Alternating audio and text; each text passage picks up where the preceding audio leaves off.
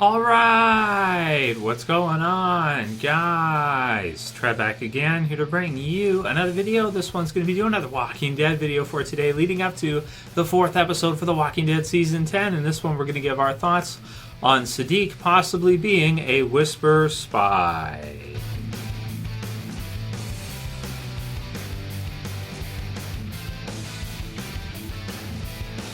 Alright, so I thought this was a great one to lead with for this week's videos, for the different Q&As for The Walking Dead that we're going to give our thoughts on. We'll go through lots of your guys' comments and questions, things like this, after episode 3, which I thought was a great episode. It looks like not everybody loved it as much as I did, but I did really appreciate it a lot. I thought it was really cool, the different things that they did using time, which, again, they've done a really great job of in the last couple of years. And even in Fear, they did a pretty good job with in Season 4 of really playing with time and kind of using that to kind of tell an interesting story, where literally in episode 3 we go through over 50 hours or a few days in one episode of time, and it's a pretty crunch type of thing, quite a marathon for our survivors, and I thought it was really cool. So the biggest question, or one of the biggest questions, we got a couple, but this one's one of the biggest ones from episode 3 is, how did Alpha know that they had crossed the border exactly 3 times? So how did she know about this? How did she know that they had crossed during the wintertime? How did she know that they had crossed the other time? How did she know? Obviously, she knew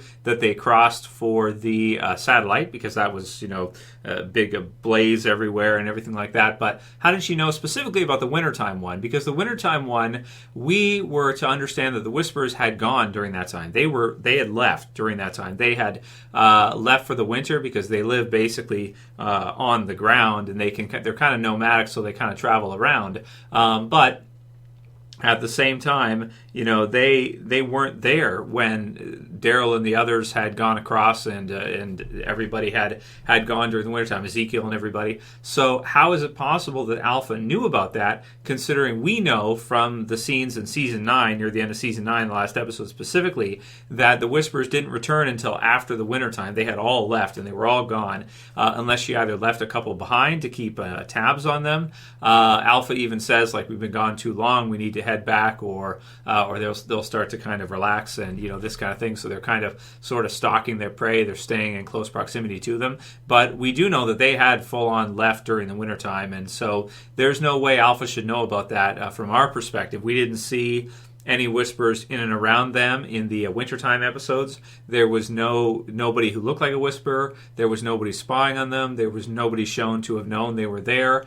We were of the impression that they were completely gone during the wintertime, 100%. So if that's the case, then how does she know that? Well, one of the best theories I think right now is that information has been actually reported to her from somebody within Alexandria, or somebody as part of the joint survivors who has been giving her that information. So here's one of the questions few people kind of ask. Kurgan92 says, crazy theory here, Trev. Sadeeq is working for the Whispers against his will. That's how they figured out about the winter crossing when they were south. Because, yeah, as he's saying, they weren't even there. They went south for the winter because of the cold and everything, right? So Alpha made him report to her, and if he didn't, or if he didn't do it, then she'd release the horde onto the communities and kill them all. Crazy but possible. Well, she spared Siddiq, right? She killed all the others. She did not kill Siddiq. And you'd think that there's got to be a reason for that. Why did she spare him? We get the impression that Siddiq is kind of the type of character, him being kind of a doctor and that kind of thing, that he's not really a combat, he's not a soldier, right? He's not somebody that's going to be very good at dying. And is it possible that he may have brokered a deal with Alpha, which is why she spared him? Or, as he said in the speech at the end of that episode in Season 9, that she left him alive so he could report back to the others. But is it possible that that is absolutely not the case, and that she allowed him to do that? But she also wants him to report to her what they're doing, right? So that Siddiq could be a spy of the Whispers, man, like he made a deal with Alpha, and that's why he's struggling so much and he's so distant from the others. So possibly it's not just that he's shell-shocked, which he is shell-shocked, but also that he is kind of distancing himself from them because he kind of is a convertee. He's kind of a converted whisperer, but he's part of the survivors, and he's kind of messed up from what happened, and he's terrified of Alpha, and he knows that they probably can't beat her right now with what he's seen so far, especially after how things went at the end of season 9. So he sort of made a deal with her, agreed that if she spared him, that he would report to her and let her know if they were doing anything they weren't supposed to do. So he's a snitch, basically. So I like this theory. I think it's really cool. This theory, by the way, has not started this season. The first rumblings of this one were back in season 9. People had mentioned after he was spared, wondering why would she spare him? Why did she spare him? Maybe she did so that he could be a snitch for her and have a man on the inside, and that might be exactly what it is. Now, they're all going to think it's probably Lydia and Negan, which could cause some trouble for the two of them, but actually it's not. So we'll see if they use that as a storyline in episode 4 and going forward. I think it'd be cool in The Walking Dead if they did that. I don't really like Siddiq very much anyway. I'm not a huge Siddiq fan. I viewed it as a bad trade. We got Siddiq, but we lost Carl. It's kind of like forget Siddiq. Keep Carl, lose Siddiq. It's kind of for me, it's like the other way. It's like a bad trade. We didn't get our money's worth trading in Carl, who's like an OG Walking Dead, was killed off as a result of what happened with Siddiq, and it's like, for what? Just to get Siddiq is not a good deal if you ask me. I like the theory. I think it's probably true, but I could be totally wrong, and we'll see what they end up doing with it. I suppose it could go either way, right? It's possible that he is a spy, and it's possible that he's not, and that she, I don't know, left some whispers there that we weren't aware of, and they somehow spotted them or something. But I think it makes sense from Alpha's perspective that she would keep an eye on them from the inside, too. Cali Airman B17 says, if Gimple was running the show, this episode would have just been there, the group fighting against hordes of walkers with some melodrama here and there. So, you would not have seen all the Carol stuff. You could have just had it be an episode just with them fighting walkers. And that's, I don't want to say that's a bad thing. Like, that's how it used to be. That's how the series used to be, is that's what the episode would be. If you saw like in episode 3, it would be in season 6 or in whatever season of them just fighting off walkers, and that was it. And there wasn't more layers to it, and there wasn't character things happening for Carol and things like this. They did have some episodes that had a lot of different stuff happening at the same time too, but you're absolutely right that they never really did this kind of time progression type of deal that has been working for The Walking Dead, I think, in the last 2 years, or this season and last season.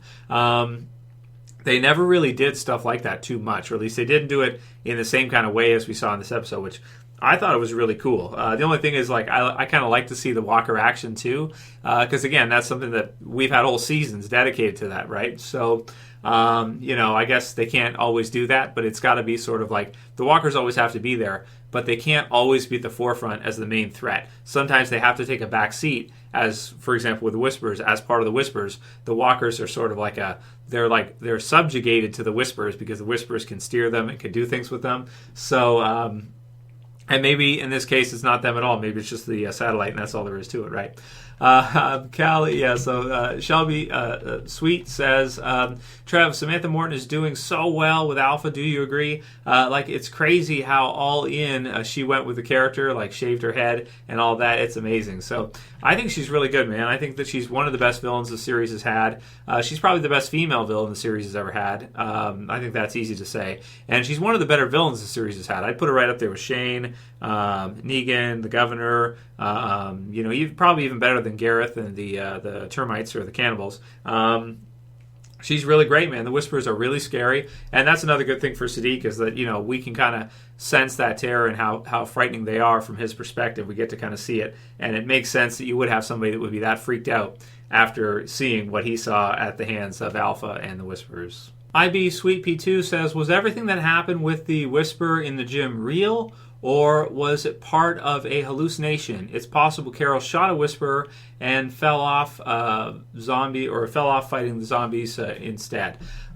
So my interpretation of that, and I could watch it back again, but a lot of people thumbed this one up because they wanted to kind of discuss this one and whether or not that was real. My interpretation of the episode was that we were supposed to think it was a dream, like a nightmare, but it wasn't. It was real. So that's the twist, is that it looks like it's a dream, and it's like you're watching it through and you're thinking, okay, this is a dream. She's having another hallucination. All these zombies are coming in. She's trapped in this kind of ridiculous upside down rope type trap thing. And so that's, it's part of her hallucination. She's having a nightmare, and these walkers are not really here, and none of this is real. My impression of it is that it was the reveal at the end showing the one that had been shot means that that was all real. All the stuff in the gym was 100% real. And if that's the twist, is that that we would have thought it was a hallucination or a dream or a nightmare, and it actually wasn't, that the Whisperer was stalking her. She did get caught in this trap. She called out for Daryl, and he wasn't there in time, and she fought her way out, and then was able to actually even shoot the Whisperer that was running away at that time. And also, as such, most likely the other Whisperers that she saw before that everyone doubted were most likely also real. At least that's the way I interpreted it based on the way the episode was shot. It's also possible that maybe I'm mistaken, or the episode, kind of didn't portray what they wanted, the vision that they wanted. But that was my understanding of it, was that we were supposed to think it was a dream when we watched it, and then the twist at the end is that no, that part was actually real, and that the Whisperers actually were stalking Carol because she took a shot at Alpha, but Alpha did not want to publicly kind of assassinate or kill Carol in front of the others. They wouldn't allow it anyway, and this way she could claim total, like it wasn't her, right? Same as like the Walkers, like, oh, it's not me, it's a satellite, whatever. Same kind of deal, right? But then you send in your Whisperers after her to try to pick her off. If you can, or have walkers do it, right? Because if walkers do it, then it's like, oh, well, shit, it's not the Whisperer's fault. These walkers just came in, Carol accidentally got bitten, and that's it. But in reality, it's like, no, that's not the case. The Whisperers are responsible for it, but they don't want to. They want to do it in such a way where they take no responsibility for it. So a bunch of zombies do it. Then Daryl and the others can't be mad at Alpha because she didn't do it. It was the walkers, right? It wasn't really. Mish Bushi, but leave your comments below. Let me know what you think about that one. Mish Bushi says, Trev Q&A, do you think that Eugene will ever get the girl or get a girl? Well, based on the comics, in the comic series he does. He eventually gets a girlfriend who's quite similar to him, like very intelligent, that kind of thing. Stephanie is her name in the comic series. So they did also do the radio part near the end of season 9 as well too, which they have not retouched on. So look forward to that, Mish, if you like Eugene. If they follow the comics through and they do the same thing, then he will, and we'll hear more from that radio later, and that's going to come into play later on. But of course, Maggie's returning now too, so that could also have an impact as well on what they do with that. Alexia says, love the Negan Aaron tension. Aaron talking shit about Lucille. Oh no, right? So, that was really cool. And Brad Lipka says, Trev, even though the episodes are amazing, the viewership is much lower. Do you think that much or that many more people are watching the VI online streaming or Premiere? Or if you think about it, back in season 3 and 4, online streaming wasn't as popular. However, now all I do is stream online, whereas back when I watched TV. So we'll do one more after this one, and then we'll wrap up for today's Q&A. But you're absolutely right. The viewership for it is way lower. It's only in like the 3 to 4 million view range. Premiere can account for some of that, but even if it accounts for some, like 1 million or 2 or something like that, it's still very low compared to where it was. I said it as soon as we found out Rick was leaving. Your series is only as big as your stars. For example, when I make videos, if we discuss the movies and I, for example, use Rick and that kind of thing for thumbnails and such, I notice that there's more interest in that than there is because people are loyal to Rick. They follow Rick. So because he left the series, it did have a huge impact on the fan base for the original Walking Dead because you're only as big as your stars. Now, you do still have Daryl. You still have, well, for a little while, Michonne, Carol, some of the others. So, and it is still the original canon Walking Dead TV series, but at the same time, there's nothing they could have done. Andrew Lincoln could not keep doing the schedule. It would have probably wrecked his personal life based on what we're told. So, he had to make a decision for him and his family to keep his family together, do what he had to do, and that's what he did. The movies will work for him, so at least we have that. We don't have nothing. If they would have killed him off, it'd be way worse. At least they went that route. It's better.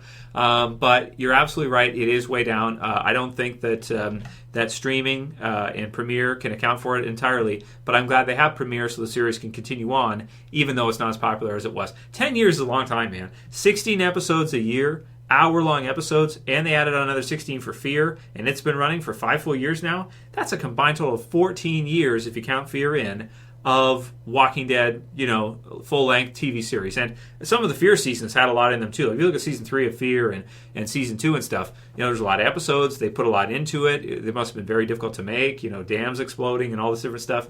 Getting to see some cool stuff like that, the Abigail and stuff. So there's a lot of stuff that AMC has done with The Walking Dead over the years. In total, 14 years, going to be 15 soon when they finish season 10 here. And that's just a lot of episodes. It's a lot of content.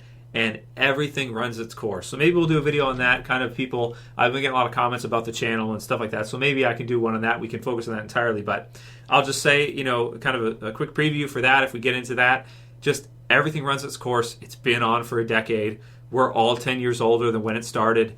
And, I'm just glad it's even still on, is what we should say. Like, we're just even glad it's still there because, some of your stars leaving, these different things happening, it's show killer kind of stuff. So for them to be able to keep going is amazing, and I hope they do. And as a fan, I personally really appreciate that they're even going for it still, because that's very hard. That's a very difficult thing, to go without. If you, for example, one of the shows I reviewed last year, Buffy the Vampire Slayer, for example, was a very popular show in the 2000s and late 90s type of time frame.